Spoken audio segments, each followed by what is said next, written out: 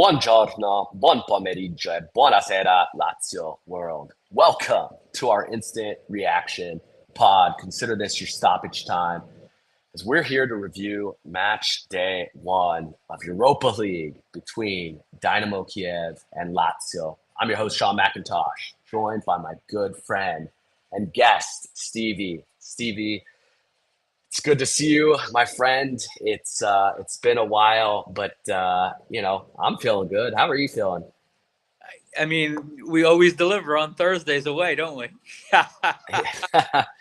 Yeah, well, we have tonight, so let's jump into this thing because it was, especially at first 45, it was fun, and we're coming off of a couple days prior and maybe not having so much fun. So I was wondering, as many were, what the approach would look like from Baroni, who is going into his very first European competition. And no, I was quite pleased with the turnover, and turnover there was, some surprises. So right off the bat, some questions.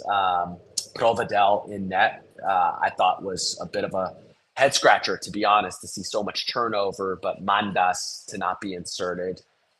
You've got Pellegrini in the starting 11 over Nuno.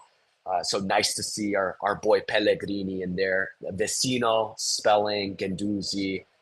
You see the pairing of Rovella and Vecino. Marusic with the start. Pedro, who had just made his appearance over the weekend, getting a start. Chauna with a really important start. The center back pairing of Patrick and Romagnoli.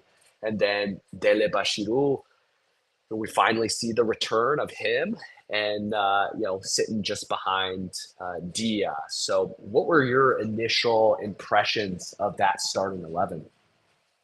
I also was happy with the turnover, but maybe wanted to see something different also. I would have liked to see Mendes gotten the run in the cup. So, all of the Europa League and then Coppa Italia. So at the end of the season, he plays 10, hopefully 15 times. I thought he deserved that. Yeah, absolutely. If not now, then when, right? Like I think we, and I don't want to turn this into a long Mandas chat, but there were rumors that some Premier League teams were after him, and if we could have fetched 20 plus million, that's going to serve us really, really well. And I understand if you want to keep him on, he's a young asset, he's got a ton of potential, but then you've got to play him. And if he's not going to be a cup keeper, then he's not going to get enough starts this season, barring injury. So, but look, jumping right in, we started off really, really quickly, not but 5 minutes into this thing, and Diaz scores and showing really what a important player he's going to be, both in the way he can combine in attack and serve as that scorer. And so, you see a nice little poke from Pedro to Dia, who finishes it off. And then, 35-minute mark, Dele Bashiru comes up big with a goal. Or I'm sorry, Dia, yeah, but Bashiru scores in the 34th minute. Look, we're bagging so many goals, it was hard to keep track of, because then a minute later, you see Dia score his second, which, I mean, that first half, it truly was, particularly with that attack and those new faces and new players coming in and jump. I mean, look, they kind of made a statement. Looking at the statistics in this one, it was pretty interesting because she actually saw most of the possession going to Dynamo Kiev, 56% possession to Lazio's 44. Expected goals, Lazio at 1.83 to 0.52. Total shots, Lazio once again proving this year that they're much more willing to take shots than they were last year. They had 14 to Dynamo Kiev's 10. Six big chances, Kiev with no big chances. So a really strong job on the defensive end. Stevie, give me your 3 words or less to describe this one. Lazio is Africa. So I live in a university town. I have a lot of friends from uh, Africa, and we talked about some of these players, specifically Dele Bashiru. I mean, there is the Nigerian diasporas all over the world, and I had a lot of people tell me a little bit about him. In the first match against Verona, didn't we see a little Sergey vibe in him? His physicality, the way he could win the ball back, the way he could create, the way he could finish. We didn't see that in the second match of the season, but I think the entire team didn't play as well in the second match of the season. So it was nice to see him get the start. And yeah, I'm really excited. Just a lot of physicality in this team. I watched the preseason like a real psychopath. And that trident of Chauna, Dia, and Delibeshu played together a couple of times in the second half in Oronzo, and I was really excited to see them play. Yeah, I mean, it really was. I mean, for me, it's our young faces shine. I mean, these are all of our new players. They not only got the job done, but they went above and beyond. And I was really concerned because you're playing a team like Dynamo Kiev. I, they don't have home field advantage. We're playing at a neutral site, and it's a huge opportunity for Lazio to make a statement. But it's a lot of new players that haven't played in European competitions, and so maybe some of that staleness that we've had for many, many years, right? With that old crop of players, your legendary players. By no means is this any disrespect to the Cheetos, the Sergeys, the Luis Albertos, the Felipe Andersons, who maybe got tired of playing in Europa after tasting Champions League. And you've got these young players now that have an appetite at their first crack at European play, something to prove. Um, I thought they showed up, and they got me excited about this competition. And to see the rotation gets me excited to see how some of these players will respond. And we had seen Dele Bashiru get kind of buried after a really nice start to the season, and so to kind of prove to us that that wasn't just a fairy tale start, and that he is quite a player, I thought was really important. So jumping into what you saw again, 3 goals first half, second half a little bit of a different story, but what you see tactically that made this so easy, I guess, which is odd to speak about because Lazio very rarely makes anything easy, but this one seemed by and large a pretty easy fixture for us. What'd you think? You talked about although this was a Wednesday, I referred to it as Thursday earlier also, the just the malaise with this competition and with all of the senators that have left. 2 years ago, I took my little one to the stadium to see Fiorentina on a Monday night and then Sturm Graz on a Thursday night. And he asked me if he was watching the same sport because, just the way the players, the supporters, really the entire entity treats the tournament has not been great. However, if you look at the table of is it 32 or 36 teams? Lazio is at the top of that table. I saw that Manchester United dropped points today. Porto dropped points today. So why not? Also, not to be nitpicky, Sean, but earlier you said young players shine. The average age of the team today was in between 28 and 29. So maybe new players shine. Uh, Yeah, fair. I would have liked to see some young players, and I watched a little bit of the Primavera. Uh, our hot shot in the summer was Sana Fernandez. He's played less than 60 minutes in the Eredivisie in 6 matches, 3 games off the bench. So you sort of judge: is it better for him to have left than to have stayed? Because this is a match where you take Pedro off in the 50th minute and he plays 40 minutes today. So I don't know. It is very nice. These players play with a lot of intensity. Luis Alberto at times wouldn't it feel like he was walking around last year? So this was great. So I enjoyed it, and yeah, I do hope we take the competition seriously. Yeah, well, look, it's a style of play too that can come on in flurries. We saw it against Milan, where there was a moment where we started pouncing and we would come on and attack and attack and attack, and that versatility, that athleticism, it's just a different pace. It's a different dynamic than we had last year. And yeah, you're right in terms of the age, right? Dia is 27, not quite a super young, fresh face, but in comparison to Cheadle, you know, yeah, these guys are still young, at least in comparison to what we had. So being able to bring that age of this roster down is, I thought, was really good. But who stood out for you as your man of the match? Because I thought there were certainly a lot of players up for this one.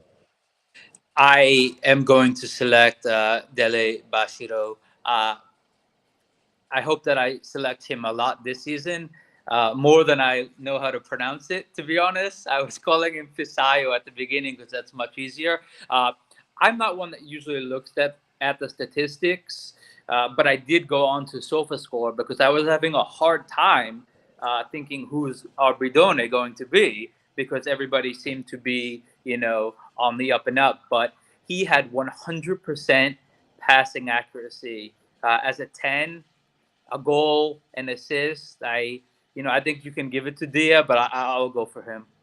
Yeah, I'm lockstep with you. I thought, it's kind of looking at Dia or Dele Bashiru, and I went with Dele because, again, as a number 10 for him, a little added responsibility, not having the consistent minutes that you would expect, and that can affect a player. And he came in and looked like a player that, is in rhythm and is, he's got a new strike mate ahead of him, and it was like they played together for 10 years. So, for me, that makes him my man of the match. Again, a lot of players that you can give shouts to, but I was really impressed with him. That's two very, very strong performances from him in this early season. I think he's going to make it really hard for Baroni to ignore him moving forward. So, on the opposite end, who'd you have as your bidone? So I can link the two of these because the tie-breaking attribute for me between choosing those two players was watching Fisayo giggle on the bench after Noslin got sent off. Because that's how I am as a player. Like in a situation like that, I would just laugh also. Uh, so your favorite child, Rovella, had the lowest score on SofaScore, and I was going to go for him, not because he played poor, but if we just have to pick somebody, because I don't think anybody played poor.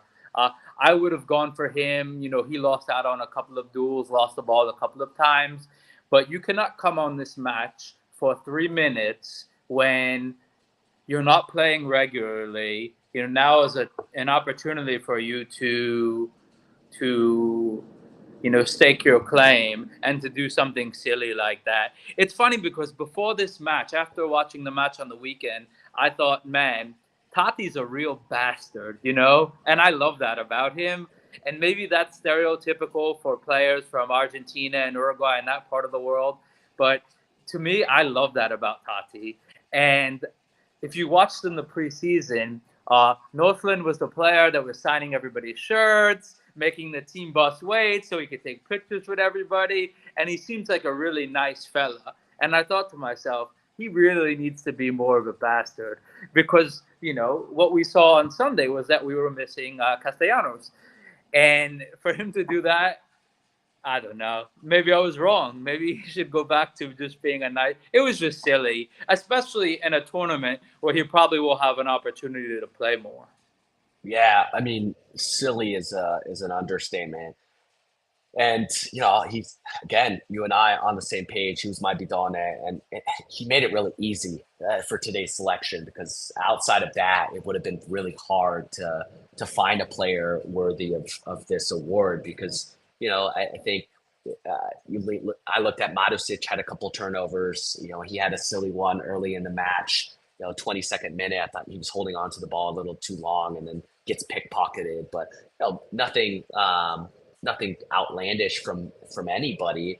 And then you see the insertion of Noslin, who is coming off a really poor match. He's had some down performances starting to really question his place in the team. He was a player, as you mentioned, like was really hyped up from the fans for all reasons, maybe off the pitch, but then on the pitch, you think he's got the connection with Baroni.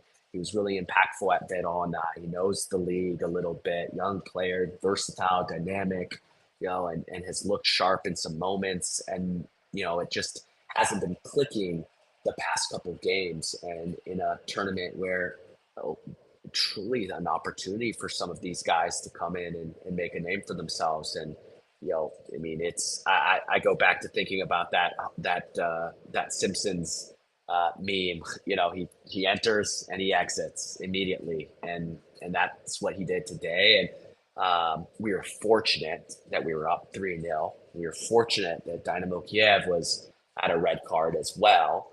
So it ultimately didn't matter, but it Baroni is going to take notice, right? He's going to see this, and he's going to one. Obviously, he's not going to be available for the next match, but you start to lose this trust of your teammates and the manager. So, I yeah, don't know just stupid.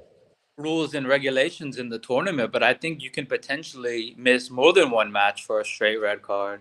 He can, yeah. I mean, they'll obviously review this and decide whether or not there's a multi-match suspension there. So, I mean, yeah, about as idiotic as you could be in that moment. So you just got to be Because smarter. it's almost guaranteed to feature next week against Nice in front of 800 people at the Olympico, and now he Yeah, won't. yeah, absolutely, absolutely. So let's take a quick look at some of the matches ahead. So we've got pretty quick turnaround. We've got top of the table Torino, and we're coming off of again a little bit of a roller coaster. We've had performance wise against Fiorentina wasn't bad, but results absolutely gutted in that one. And now we score a couple goals. We look good against a pretty poor Dynamo Kiev. What do you want to see come Sunday? What does your lineup look like, and what do you want to see in terms of approach? I won't say I have not thought of much about what my lineup would look like, but I will say I have been watching Torino, and this isn't the Torino of Juric. Uh, this Torino of Vanoli, they've scored 8 goals in 5 matches. Last season, it was November in the 11th match before Torino scored 8 goals. So Juric plays a little bit of Allegri terrorist ball. No, Vanoli plays more wide open, and I think it'll be an open match. I think there'll be goals in it. I think what we've seen this season is, the defense of 2 years ago isn't here anymore. And, I think Provedel has taken a lot of the blame, but, maybe I thought today he played very well. And if we play a better team, maybe they do better with their chances, because I don't think 3-0 was cut and dry today. I thought there were a couple of chances in the first half, where they could have done better. Yeah, I think. I mean, look, I think we know this now. Like we're going to be a side that gives up goals. I think coming into the season, we probably assumed the same, and that we were going to have to outscore people. I'll take this style of play just because, look, at the end of the day, results are what matter. But we weren't getting the results last year, and we weren't scoring the goals. So, this year is a little easier on the eyes to see an attack that's a little bit more willing to put pressure on a defense and take some chances. So I think, go ahead. No, for the front four, thinking about it, it'll probably be Zakani on the left, Tati up top. I'd like to see Deli Bashiru behind and give Dia a little bit of a rest, because she's not really had that. And on the right, I feel like it's going to be a problem all season, because neither of them has really shown any end product. In the preseason, I was so impressed with, this is another player I'll continue to mispronounce his name, Chauna or Yep. Chauna. Uh, and I thought, he's going to take Isaac's spot, but it hasn't. He's still very young. He's younger than Isaacson. I think both of them are so inconsistent. Maybe I'm poisoned by Felipe Anderson, Mr. Consistency, for so many years. So to me, that spot is up in the air. It seems like Baroni loves the idea of Nuno and Lazzari. And then I feel like, the center backs will pick themselves, right? Especially if we had an injury to Patrick today. So it'll be Romagnoli and Gila. And that was one of the reasons why, you know, I I don't want to see Tati in a match like this when we're up 3-0. I don't want to see Zakanyi. We saw the tackle and the red card. If there's a serious injury to your most experienced top player, your captain, in a match that you're leading 3-0 with 30 minutes to go, I don't know why he's in that match. No, I agree. I think if there's one question on Baroni today was his substitutions, because there's really no reason to throw in Tati or Zakani into this one. Unless you're thinking let's get a little bit of run out and fitness. Tati missing a match, but use training for that. There's absolutely no reason to throw those players on. I think when I look ahead to Torino, I mean, given it obviously Tati's back, so you look to insert him. I think you're right with Bashiru. I think he's got to get some time, and he probably earned this start. I'd be curious to see Chauna. What I really like about Chauna, and he showed some of that today in the 28th minute. He had a one-time shot. It was a nice save. Probably could have picked his corner a little bit better, but it was still a nice save. He's got such an eye for goal. I mean, the kid wants to score. Oh, yeah. He's hell bent on trying to score, and we just didn't have that last year. So, yeah, his final product isn't quite there, but he's also had a keeper in between Fiorentina. De Gea came up with a couple big saves, and today, I think he's just. I think once he scores that first, the floodgates are going to open, and I just love seeing the confidence from him to still take a crack at it. So I'd like to see him get a run out, but either way, look, Isaacson has been up and down, so both of those players are still going to fight for it, probably until the end of the season, to be honest. But it's just nice to have some options there. Outside of that, I think you go back to making sure Novella and Guendouzi continue to get some time together. I think that's probably the most important piece that we have to figure out, and I want to see a little bit more consistency. We're seeing maybe a little bit too much tinkering, which Europa is fine for, but it's probably been 3 matches since we've seen Novella and Guendouzi together. So I think we need to figure that out, and probably would play those two against Torino, and then the back line. You said it. We've kind of already. It would be a shock to not see Nuno in there. But speaking of Nuno, what do you think of our boy Pellegrini today? Yeah, I mean, he was fine, but to me, it wasn't much different than what we've seen from Pellegrini in the past. Like, he's been 6, 7 out of 10, but he's not done anything to say this is my position. Yeah. Yeah, and I think the interesting thing with him is he's also not done anything to warrant like a complete benching. Now, Yeah. this year you at least have Nuno, who's been on fire, right? Nuno, my goodness, he's playing like the best left back in the world right now. It's hard to Yeah. imagine a left back that's been better than him. Not saying he's the best in the world, but nobody is playing better at that position than he is right now. So it makes a little bit more sense this year to say, yeah, sorry, Pellegrini. But I thought, yeah, Pellegrini's performance was solid. He's clearly a player. He's a player that you can trot out there and not expect the worst. And it's just interesting to see if we will see him again, because last year what would have happened was he'd come out there, he'd play fine, and then we wouldn't see him for another 10 matches. So, I hope he at least gets a little bit more run, perhaps in Coppa Italia and Europa. Yeah, you'd have to expect that they'll play the fullbacks again on Thursday. Another thing about the Torino matches, they played last Friday, so their manager will have 9 days to prepare for this match. Yeah, no, truly an important one for us, obviously, because without saying, but I want to see some consistency, and I know I'm just trying to guard my own mental health by going into this one and expecting a completely different Lazio. So What give me a little bit of I know we don't often do predictions, but what are you thinking going into this Torino match? I'm thinking that I'll be on the East Coast instead of the Central Time. I'll be getting up at 6:30 instead of 5:30. So Yeah, that'll well, be look, getting up at I'll, 3:30. I will be up at 3:30 in the morning for this one. Let's hope Lazio Unbelievable. doesn't punish me again. No, I remember when my son was a infant, and I'd be like, yeah, if they were playing at half six, I'd be like, yeah, I'll handle the morning.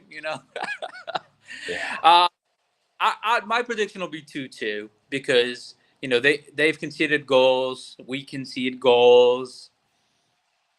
If I had to predict, uh, they'll score the last goal of the match, so maybe we'll leave their stadium deflated, but 2-2 is fine. yeah. No, I don't know. I think goals is really what we'll expect. But I don't know. Maybe I'm a little bit